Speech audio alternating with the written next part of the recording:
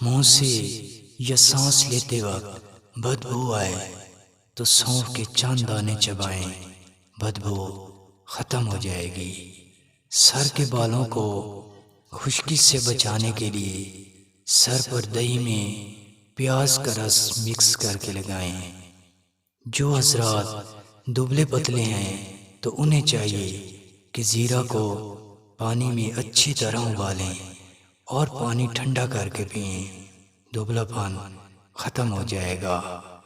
جسم سے تیزابیت کو ختم کرنے کے لیے نہار منہ ادرک اور پیاز کا رس 1 چمچ شہد کے ساتھ کھایا کریں، تیزابیت دور ہو جائے گی۔